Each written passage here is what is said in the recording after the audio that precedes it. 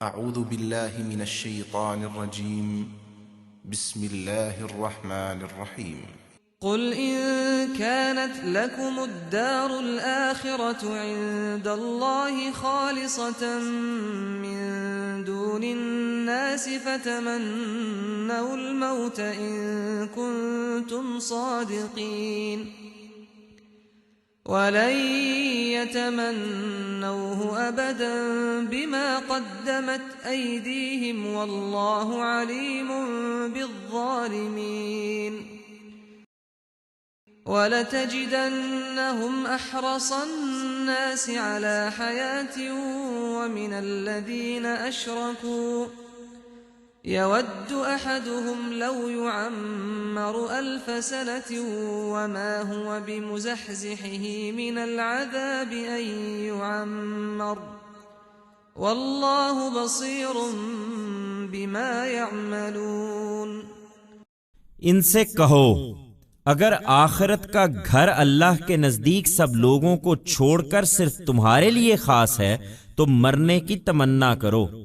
اگر تم اپنے اس دعوے میں سچے ہو اور تم دیکھو گے کہ اپنے ہاتھوں کی جو کمائی یہ آگے بھیج چکے ہیں اس کی وجہ سے یہ کبھی اس کی تمنا نہ کریں گے، اور حقیقت یہ ہے کہ اللہ ان ظالموں سے خوب واقف ہے.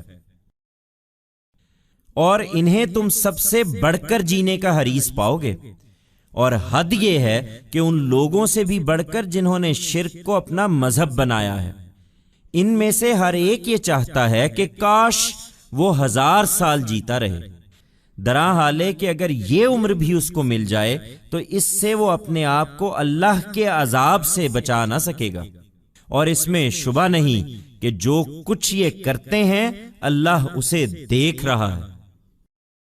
Tell them, if to God, the abode of the hereafter is for yourselves alone leaving all others aside, then be desirous of death if you are true in this claim of yours. And, you will see that, they shall never wish for it owing to the earning of their hands which they have sent forward and, in reality, God is fully aware of these unjust people. And you will find them to be the greediest of all people for life and, so much so, even more than those who have adopted idolatry as their religion. Each one of them longs that he is able to live 1000 years, whereas even if their lives are thus prolonged, he shall not be able to save himself, through it, from the torment of God and, undoubtedly, God is watching all that they do.